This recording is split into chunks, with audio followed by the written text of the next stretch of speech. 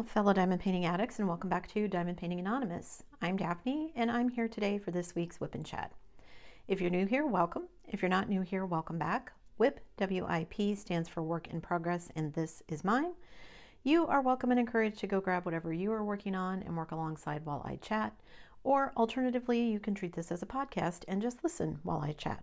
Today, I'm going to be working on a new project. This is one that you guys saw me kit up recently. This is called Transmutation from Oraloa. And I had a bit of fun making my own cover sheets again. I just went out and found some art by this particular artist, and I kind of chopped it up into pieces and just made some cute cover sheets out of it. I didn't pay enough attention to the sizes of everything, so you can see like right here, my cover sheet doesn't quite cover. But I'm going to get started and then I should have enough, and then I can get rid of the plastic cover sheet, which I don't like, and I can just have all these cute little cover sheets. Let me get everything situated, zoom into where I'm going to be working, and I will be right back. Don't go anywhere. Okay guys, I'm going to start with an AB because why not, right? First drills on this particular kit. Ta-da! Okay. So what do I want to start talking about first? My regular life. What's going on in my regular life? Not a ton. I say not lots of stuff, but I have lots of things to say, so I guess maybe it is lots of stuff. Anyway, I talked to my younger nephew. I went out with my sister for lunch the other day, and I was talking to her about it, and he had his orientation for the university that he's going to go to coming up, and he was debating whether he truly wanted to go, whether he truly wanted to go to college. That age old, I don't really want to go to college, but I don't want to get a job either. I think he was just anxious about the unknown and going to a school that he's never been to before and figuring all of that out. And these days, I didn't have to do this with my daughter, but I did have to do it with my son. They basically have a full day of orientation. I don't know why that's necessary. When I started college, basically they just threw you in the deep end, sink or swim. And I figured it out. Wasn't that hard? Lots of people figured it out. Wasn't that hard? But that's not how they do it anymore. You have to go to this orientation. Now, when my son did it, it was very abbreviated because my son graduated from high school in 2020, which means we were in the middle of the pandemic and lots of things were just not normal. So I think my son ended up going by himself. He didn't want me to go. Parents can go, but don't have to. He was not interested in me going. They don't spend all of their time together. There's like a couple of lectures, speeches, whatever, that parents are with students, and then they split you up. And of course, the students get shown around the campus. The parents get talked to about safety and classes and what you can access as a parent and what you can't, all that kind of stuff. Because of course, once they turn 18, you as a parent do not have access to their grades, their emails, any of that kind of stuff. It's all on the kids to do it, right? Apparently that has all changed, and it was sort of an all-day kind of thing. My sister was going to go with him, but of course they weren't going to be together the whole time. I don't know if he liked or disliked that. Maybe he didn't want her to be there. I don't know. But it just seems like, why does it have to take all day? I don't understand. So he went to this orientation, and before he went, she and I were talking about how it all works in all of his classes and everything. You know, when I went, you got assigned an advisor. If you had questions, you could ask that advisor questions. But for the most part, especially for the first couple of years that you're in college, everybody is taking all their general education requirements. So all those classes that everybody has to take, Comp 1, Comp 2, college algebra, Western civilization, they want you to take an art class, a psychology class, a science class, just all these different things so that you get exposed. And maybe if you don't have an idea what you want your degree to be going in, then maybe you'll find something you're interested in. So same thing when my son and daughter were doing theirs. You know, the first couple of years, it was all these kind of gen ed requirements and stuff like that. Again, not really with my daughter, but with my son. There were several classes, even his first couple of years, that for whatever reason his advisor had to put him into. He couldn't just go online and register for that class like he could everything else. And I'm like, I don't understand why an advisor has to know that you're taking that. It's a gen ed course, so it can't be that complicated. It's a course they require everyone who gets a degree at the university to take. Anyway, it's apparently even more ridiculous in my opinion. So, for instance, my nephew gets assigned an advisor. Again, cool, no problem with that. I understand the process. But the incoming freshmen don't assign their own classes anymore. They get an advisor, they talk with an advisor, and then the advisor sets their schedule. And I'm like, why? Like, they're considered adult enough, they can vote, they can get drafted, can't smoke or drink yet here, because that's 21, but in charge of their own health care. You can't look at any of their classes or be involved with any of their stuff, but they're not adult enough to choose their own classes. That seems insane to me. I guess now, I'm so glad my kids are done.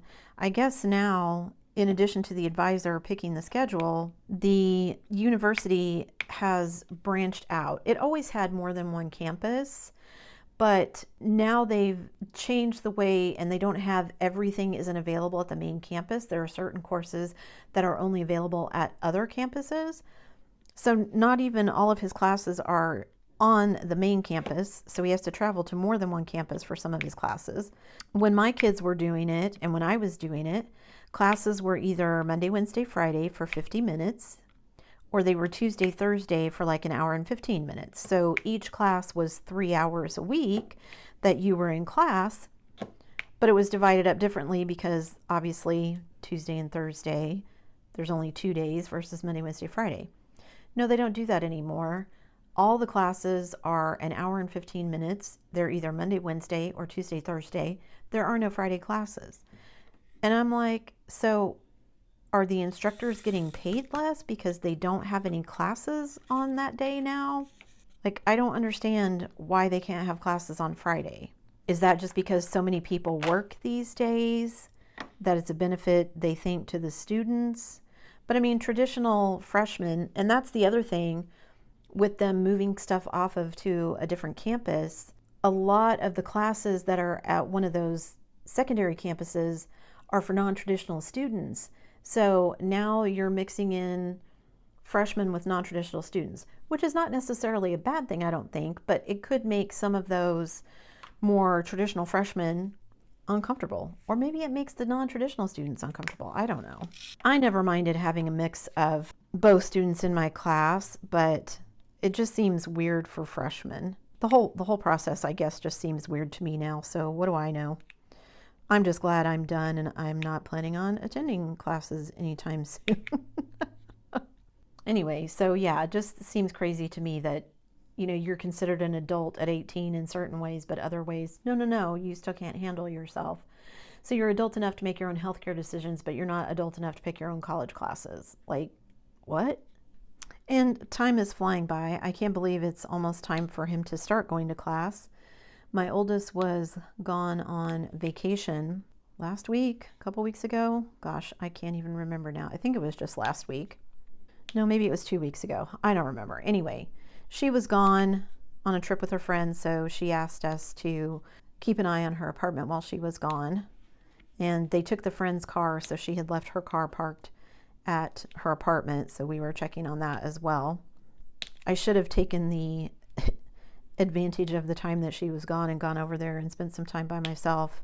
I love my husband, but it has been an adjustment. It's still an adjustment for us to be together all the time while he's currently not working. So yeah, I should have taken advantage of some of the time to go over there by myself and do some things. She has my cutting machine, so I need to go over there and spend some time cutting some more stickers and things. I have some things printed out because I can print them out here, but she has the cutting machine, so I have to take them over there to get them cut now. I did go over there once with hubby while she was gone and do some cutting, but I didn't get everything finished while we were there. It ended up taking a lot longer than I thought. And now hubby and I have our eye on a much larger machine that would print and cut. No idea how much they cost and whether or not it's going to be worth it for us, but I really want to. We'll see how things go. I really didn't spend too much time this week packing like I should have. I don't know, hit a wall, I guess, of how much more packing do I want to do. I think actually I need to go back through some of the stuff I've already packed. I think I mentioned last time I want to go back through some of my framed photos that I'm taking. I can take the photos without the frames and save myself a bunch of space. So we may do it that way. I think I am going to go back through and pull out some of them that I originally had intended on taking and get rid of the frames and at least make it not quite so bulky. And as we've packed up some more stuff and moved some more furniture and gotten rid of some more furniture, I have discovered some other things that make sense to be packed together. Because I know some of my last boxes that I packed were kind of just, I'm just going to throw everything in here, and it doesn't necessarily make sense for all of them to be together. So I want to go back through and check through those and see what I can consolidate and get rid of. And we're going to spend some time kind of organizing things in the room where we're keeping all of the totes and see what kind of cubic space we're talking about so far. Do we need to start considering even more slimming down, or are we cool and it's all good? Hubby's been home and he's constantly on the internet, so he saw we had a new restaurant open in town, in the big town near us. So we went and tried it. It's a chain, and there's one up by Kansas City that he's been to before, but the youngest and I had never been, so we decided to go try it out. It's kind of funny. The same day that we were there, we actually saw my sister and her family there. We were just going to pick it up curbside and take it home because we knew it was going to be a madhouse because it was their opening week. But my sister and her husband and kids were there. They went through the drive-through. We saw them leaving as we were picking up our food. So I sent her a text, "Hey, how's your dinner?" And she's like, "Are you spying on me? How'd you know we were there?" And I was like, "We were there too." Anyway, if you know what Freddy's is, it's kind of like Freddy's. They have like the custard, frozen custard concretes. I don't particularly like Freddy's food. Their ice cream is okay, but I don't like their hamburgers or their fries. So we don't eat there very often. And this one, I would say the ice cream was about on par with Freddy's, but I much preferred the food, the fries, and I like crinkle cut fries. I guess I'm in the minority in that in my family, but I prefer crinkle cut over just straight fries, so I enjoyed it. It wasn't so good that it's going to become a regular go-to stop, but we've probably been eating out more than we should because there are things we're not going to be able to get anymore once we move to Canada. Like Canada, where we're going to be anyway, doesn't have, well, as far as I know, Canada doesn't have any Sonics. I love Sonic. I love all of their drinks and all the things you can mix in and stuff like that. Canada doesn't have any of those. And then the place where we're going to be it only really has one Chinese place, and neither my son nor I liked it. So I guess we're going to have to learn how to cook our own Chinese food. Just not a bad idea. It's one of those things I wish I enjoyed cooking because it would be healthier, but I don't. My son is actually getting into cooking. He enjoys it. Cooking and baking. He likes making apple pies on holidays. That's been his kind of go-to thing to make for dessert. I do not like cooked fruit, so any kind of fruit pie is pretty much a no-go for me, but one of my sister-in-law really enjoys apple pie, so it all gets eaten, right? Who leaves pie behind on the holidays? Anyway, I'm getting off track here. What else did I need to tell you? I can't believe summer is almost over. It seems like it was just a few weeks ago that hubby was off work so we could paint and pack, and I guess maybe it doesn't seem like it because we're still doing that. But school's about to start here, so youngest and I went for a walk the other day, and he was asking me if I'd ever heard of the dead internet theory. And I said, "What is the dead internet theory?" So we talked about it for a bit, and he's like, "Well, pretty soon everything on the internet is going to be made by computers." And I'm like, where did that come from? And then just the very next day, I saw an ad that somebody was saying by 2025, which is next year, crazily enough, that 90% of the content on the internet will be AI generated, which I don't know how to feel about that. I am not a huge fan of AI being treated like it's the answer to everything. I don't want AI on my phone. I don't want AI. I don't own an Echo or an Alexa or anything like that for that very reason, because I don't want something like that in my house. I don't want an Internet of Things. I don't want my refrigerator to tell me when I'm out of stuff. I wonder sometimes if that's part of the reason for so many people having dementia and cognitive decline, that everybody is just so dependent on everything. And I mean, I am dependent in some ways. I had asked my daughter what her phone number was the other day, and she's like, Mom, how are you going to call me if you don't know my number? And I'm like, it's in my phone. And she's like, but if you don't have it memorized, because I used to give both her and my son grief all the time about, well, what if your phone dies? How are you going to call me if you don't know what number to dial? So, hoist with my own petard, I guess. Anyway, I'm getting off topic here. I don't know if I'm interested in an internet that is 90% computer generated. And I get that content creators are using AI to generate content, but AI can only generate from what it knows. So it's working from what everyone else has done before. So how creative can it really be? I get that people are using AI to create things, but again, I just don't know that I'm interested in an internet that's 90% computers. Like, what's the point of that? For me, the point is to see real people and see what they're doing, and sometimes just to follow their lives, sometimes to see what things they're creating, all that kind of stuff. I don't know. Certainly not interested, like I said, in an Internet of Things.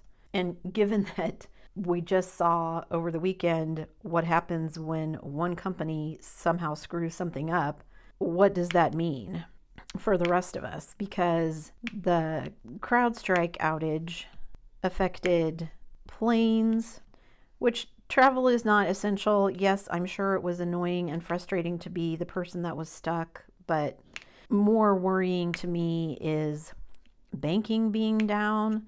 My husband went to the courthouse to pay for our car registration, and all of their computers were down, so nobody could do anything. And I don't know if I'm assuming that means statewide the computers were down until they got them fixed. But I mean, he was in there afternoon, so basically they'd gone at least half the day without being able to do anything. Banks were affected, healthcare was affected. My husband was waiting for a refill on a prescription that has yet to happen, because I don't know if stuff is still down or they're just trying to recover from the backlog of stuff being down. And that was just one company making a mistake. Like, that's crazy to me that it has that far-reaching of an effect.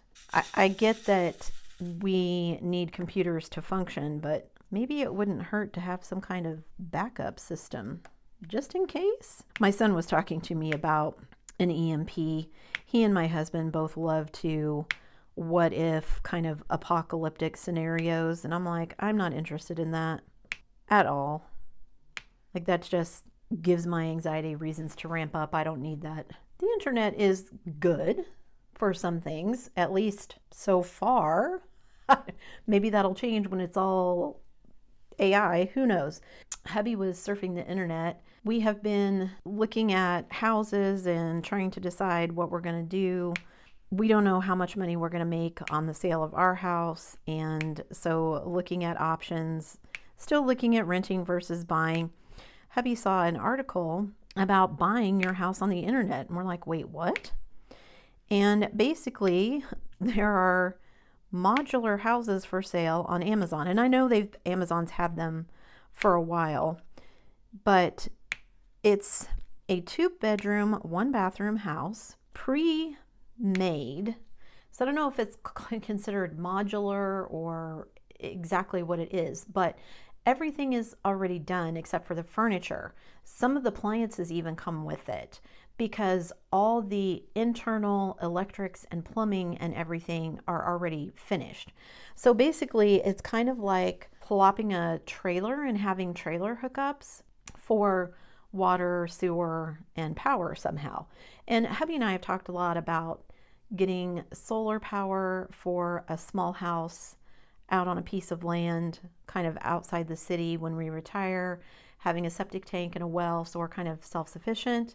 And this house is only $35,000. And I was like, for that kind of price, you could buy 2 or 3 for the same price that we're looking at buying an already existing home. Now, it said delivery was free, and I'm like, okay, well, what does that mean? They deliver it someplace free, but you got to have someplace to set it up. If it's like what I'm thinking, the ones we've seen before, it basically has like, it's all kind of folded up. The walls have to be unfolded, and even though all the plumbing and everything is run, the electricity is run, I'm assuming somebody needs to be there and like make sure nothing came apart during transportation, all that kind of stuff. And I'm like, so how much is like a setup fee? And how much does that add on to the cost? And then what would it be? Because we were like, $35,000 if we bought 2, then you could set up a septic field and possibly a well and probably the solar to feed both houses. How much is that going to be? And would it still make it less expensive than a regular traditional stick-built house? And of course, there would be fees for the land if you didn't already own some property or whatever. But still, if you spent, I don't know, let's say $25,000 on a lot, so now you're at $60,000 for plus the $35,000 for the house, and then it's another, say, $100,000 all told to do septic, solar, well, slab, whatever, plus the setup fee. You still might be coming in under what it would cost you to buy a pre-existing home, brick and mortar home. We still need to do some more research, obviously, but I think it's an interesting concept. We don't even know if they sell these in Canada. He was looking on Amazon.com, not Amazon.ca. So, but I do know that there are people who make tiny homes in Canada, and we've talked about doing that as well, that it might be cheaper to buy some kind of tiny home and plop it on a piece of property. And it would be a newer house with newer updates, more energy efficient, windows, insulation, all that stuff, versus buying a existing home. So we'll have to see. Something for us to think about for sure. The other thing we were looking at was TV shows to watch. Hubby and I have not really been watching a ton of TV shows. He's been watching some, but like I said, he and my son really like post-apocalyptic type shows, and I just am not into those. We have Apple TV, so he watches quite a few shows on Apple TV. For a while there, I would watch some stuff on Amazon Prime, but hasn't really had anything I'm interested in lately. And it seems like shows that I would normally watch just haven't been on. My Only Murders in the Building is doing a 4th season, so yay, which should start next month. But hubby and I usually wait until all the shows, all the episodes have been released, and then we'll just binge watch it, because I'm too impatient to wait for a week to see the next episode. That, and I forget what's going on too quick if I don't binge watch it, so I prefer to just wait until they're all out and binge watch it. Our Curse of Oak Island finished, won't be back until I think November. I know, they still haven't found the treasure. That's okay. It's not about the treasure for me anymore. We've been watching them for so long, it feels like you know the people, and just to see how things have changed and how things are different and the different people that have come and gone since the show started, it's kind of crazy. But that doesn't come on until November, so hubby and I are trying to find some other shows to watch, because I'm not interested in House of the Dragon. My son is watching that one. He's very into the Game of Thrones stuff. Have zero interest in that. Hubby's been watching like the new Star Wars, whatever that series is called, The Acolyte or something like that. I have zero interest in that. I like the first 3 Star Wars movies, and by that I mean the ones with Luke, Leia, and Han Solo. After that, I don't care. Just not interested. I've seen a couple of them, but I don't even think I've seen the one that Mark Hamill, the last one that Mark Hamill was in. The one that they made right before or during, I guess, when Carrie Fisher died. Anyway, so I'm looking for new shows. So if you guys have something that is interesting, what are you guys watching? I keep meaning to tell hubby we need to get caught up on Will Trent. It's like a NCIS type show, but with more romance. Anyway, I really like it, but we haven't watched last season yet, and we should, because I think all the episodes are out, so we could just binge watch that. I think it's because we do a lot of TV watching when I'm diamond painting, and I haven't wanted to watch it because it's basically kind of like a murder mystery show. I mean, there's an ongoing plot, but the main character is dyslexic, and so a lot of it is like flashbacks or you seeing what's going on in his brain. So if you're not actively watching, you miss stuff. So I haven't wanted to watch it for that reason. So maybe I just need to find some time when I'm not diamond painting and be like, okay, we can watch it now. This is some nice confetti here. I probably should have started out with the 6 because that's the black, and done all my outlines first. I keep telling myself I'm going to do that with one kit. I'm going to do all of the black on the whole kit first and basically do like all the outlines before I put any of the color on, but I never remember to do it when I start a kit like this that I could do it on. Oh well. And I kind of thought about finishing Belly Dancer before I started on this one, but this one is not as big and it's also nice and colorful, so I think I will enjoy this one. And it's just something a little bit different than doing Belly Dancer. This one I'm not really going to be making any changes to. I didn't really find any ABs that I could add in. It's already got 5, so I think that's enough. I don't have to stop and think about, okay, do I want to put this one in here? Wait, where does this make the most sense? Like I'm having to do with Belly Dancer. I guess I could have shifted over to this is now my diamond painting life because I started thinking about that. But anyway, oh, before I move on to diamond painting, something that I wanted to tell you guys, I came across a video of some content creator that said she lost her channel. So I went in because I was like, how do you lose your channel? Like, is this YouTube took it away from her? No, it was a person with a much larger channel than mine, like 70,000 some subscribers. I don't even remember what the channel was about at this point, but basically, and I get them all the time too. YouTube encourages you as a content creator to make money by having sponsors for your videos. So once you hit a certain point, and I don't know what that point is, you start getting emails about go here, and there's basically companies who are looking to partner up with YouTube creators to basically sponsor a video as a built-in ad for whatever it is. And she said, you know, I've done this before. We've had many sponsored videos, and she was working with this company, emailing back and forth. Everything was fine. She gets emailed a contract, and when she opens the contract, it had some sort of virus or hack or something in it that basically let them take over her YouTube channel. And YouTube makes you have 2-factor authentication on, or Google does, I guess, before you can start being monetized as a deterrent to this sort of thing happening. And I don't understand how it all works. I'm not tech savvy enough. Somebody in the comments was explaining that basically it was able to somehow copy the cookies on her computer, which then makes their computer appear as if it was her computer, because she was saying even with the 2-factor authentication, she didn't get anything on her phone to verify, is this you, trying to access it like she normally would. It was just gone. And she contacted YouTube and Google and got no response, and just really, really frustrated, which I totally understand.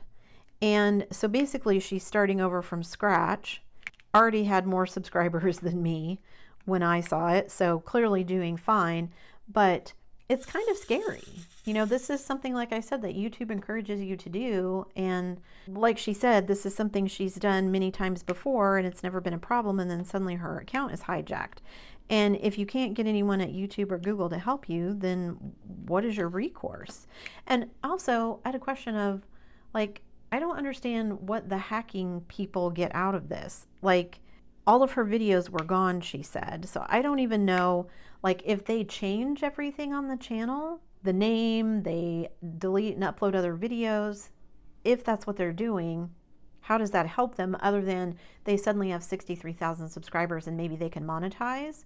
But then it has to be hooked to a different AdSense account. Otherwise, they're not going to be receiving any of that money. Or are they not changing anything and they're just trying to get the money that she was earning for ads it put in their bank account, but then they would have to hook a different AdSense, and it just, I didn't understand what benefit they were getting out of it to hack it in the first place. And it's kind of scary to think that, you know, I've spent a lot of time and effort building my channel over the last 3 years, to think that in a matter of seconds, it could all be gone. Even if I'm trying to be careful and be tech savvy and not open things that, I mean, this was coming with from a company that she had corresponded with. Also, you would think that YouTube and or Google would want to know that this is not a legitimate company, that this is what they're doing, that sort of thing. And there were people in the comments who said there is a recovery process. She's like, I've tried that and it didn't work. There are other people in the comments saying it takes a while because it has to get escalated at YouTube up to an actual person. It just seems crazy. And especially after this weekend and all of these people. I mean, my husband was watching Formula One racing. CrowdStrike is a sponsor of the Mercedes team. And they basically were getting the blue screen of death because whatever the issue was affecting them, and they were having to try and scramble and figure out how to fix it so that their drivers could drive their cars. Yeah, I'm really reconsidering what kind of business strategy I want to employ going forward. Do I want multiple YouTube channels? How many things, you know, how many of my eggs do I want to put in a YouTube basket? How many of them do I want to put elsewhere? I mean, even if you're running a business these days, you have to have some sort of online presence. And to think that, again, through no fault of your own, you just wake up one day and suddenly nothing works and you can't fix it, then where does that leave you? It's kind of crazy.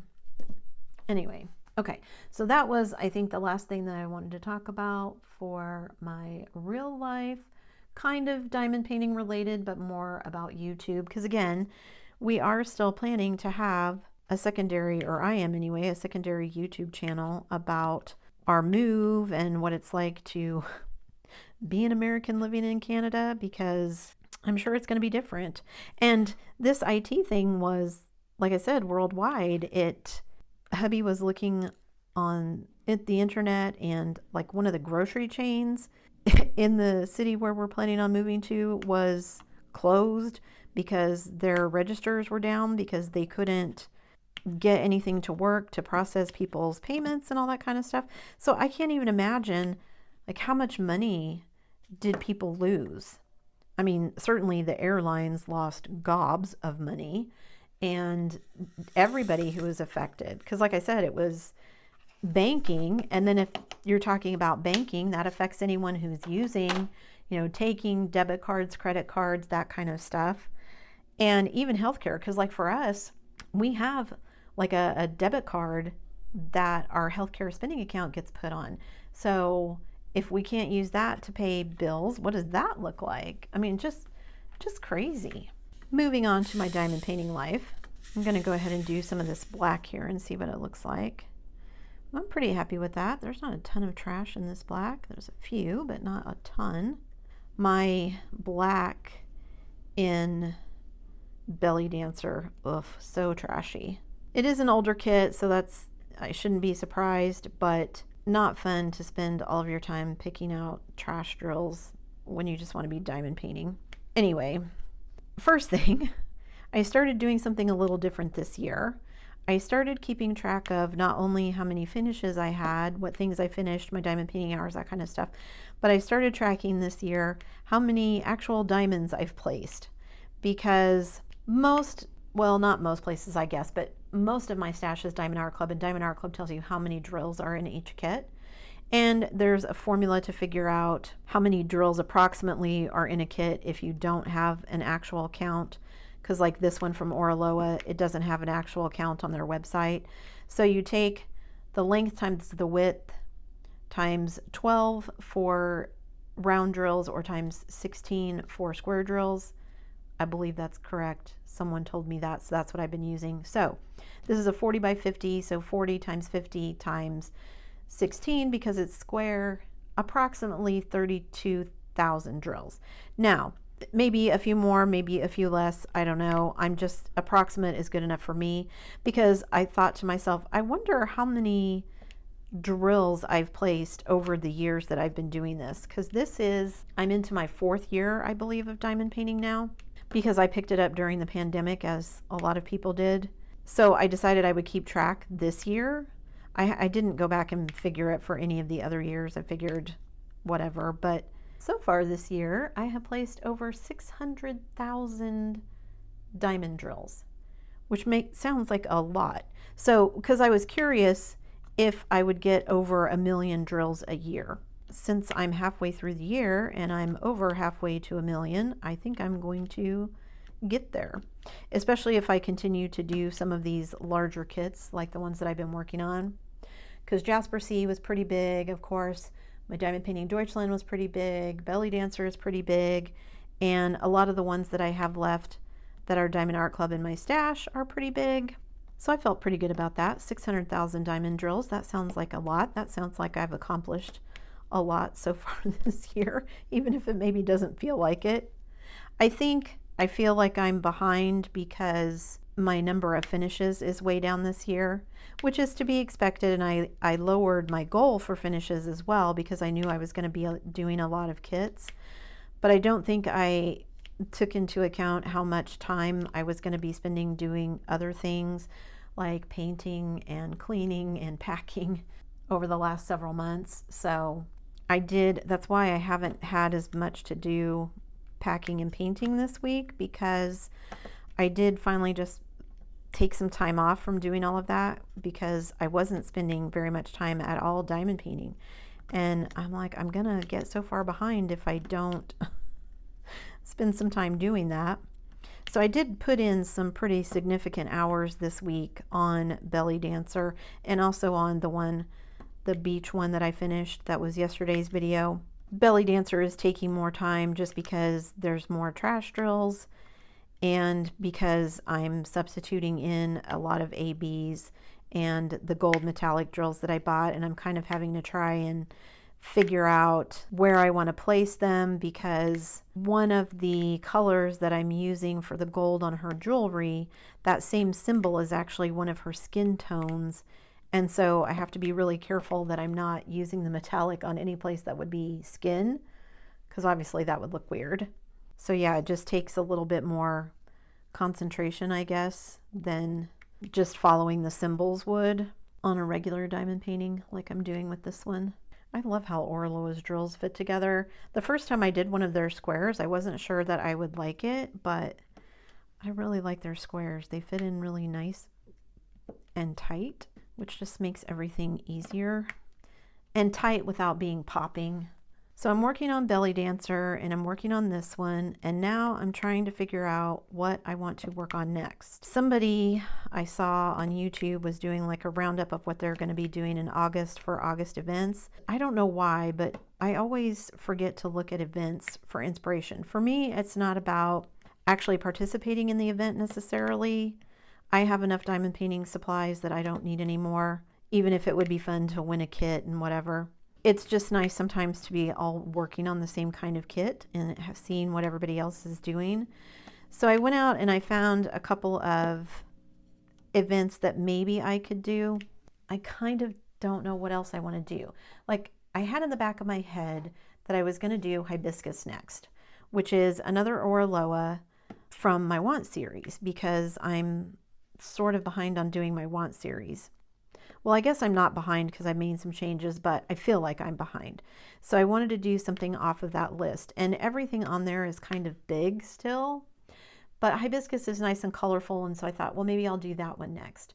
But then I got to looking, and I was like, well, maybe I want to open one of my newer Diamond Art Club kits, because when I did the Mini Dazzles kit, I was talking about how I didn't like the tray because it was too small, and somebody said that the new tool kits in their newer full-size kits are different, that the tray is larger. So then I was like, well, maybe I want to open one of my newer Diamond Art Clubs, like the Little Baker one or the Mesmerizing Secret one, and open those and see what the new toolkit is like, and then also just do a newer kit where I knew the drills weren't going to be quite so finicky. Or do I want to do a different kit from my want list? Instead of doing like hibiscus, do I want to do like Benedict Blue or the Kindred Spirits one?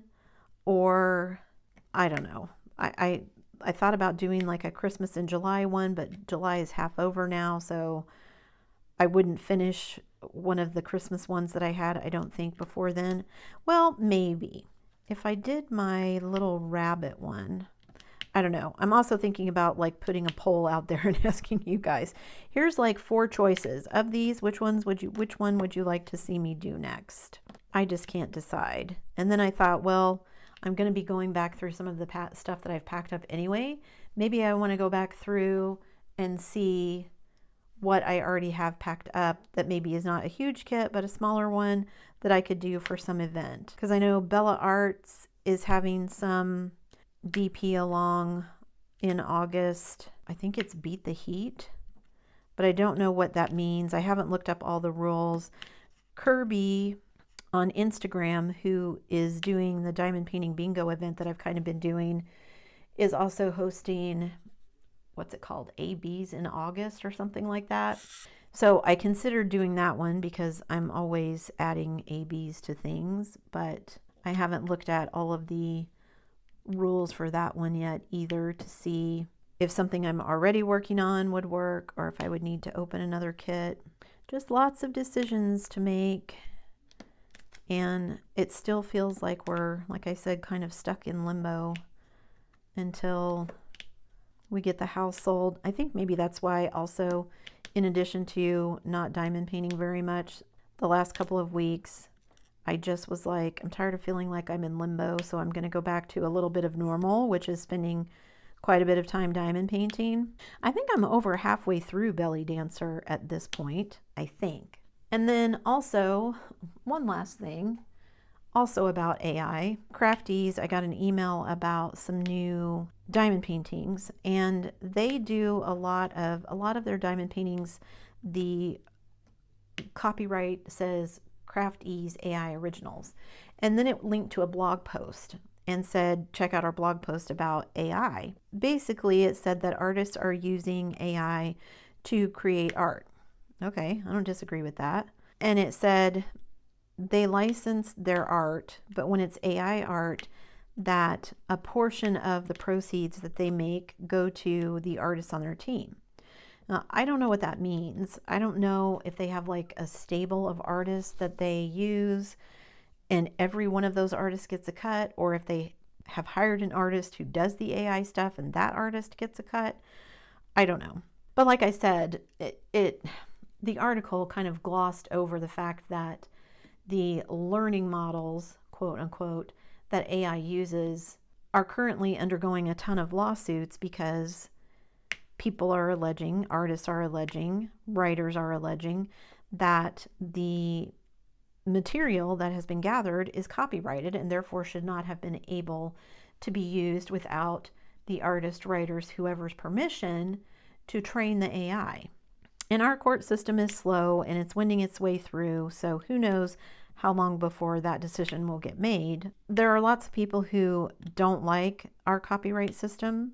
I understand that, but that's the current system. So they're going to have to do something to figure out how to catch up that system with the speed of technology. We'll see what happens. But anyway, happy to see that they're talking about some of the money that they're generating from their use of AI is going to presumably actual people.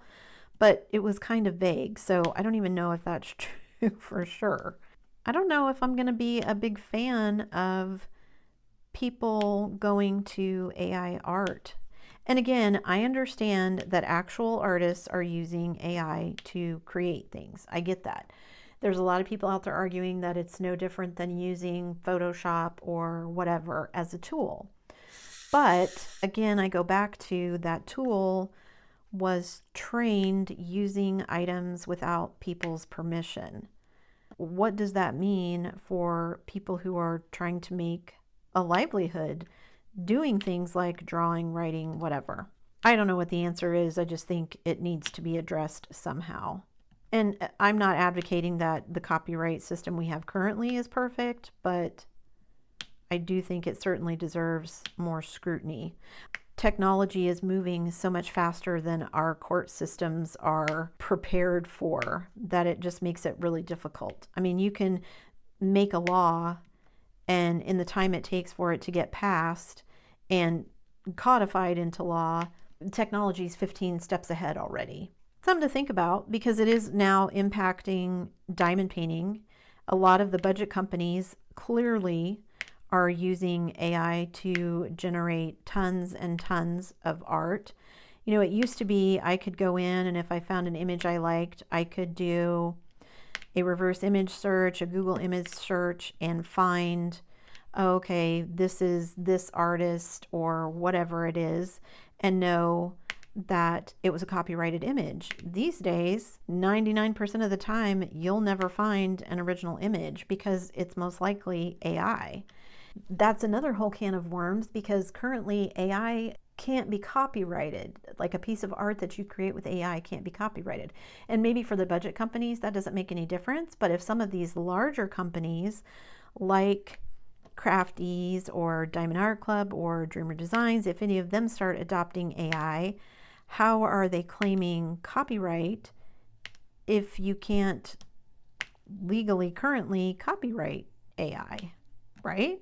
I did a deep dive, spent some time on Reddit reading some things about copyright and fan art. And I mean, I'm by no means an expert. These are just my opinions. I don't think sometimes a lot of thought is given to the impact down the road of some of these things. And I've said that before, that I think in the space of technology, the sphere of technology, a lot of times people are so focused on, I can do this, that they don't ever stop to think, should I do this? And what those implications might be.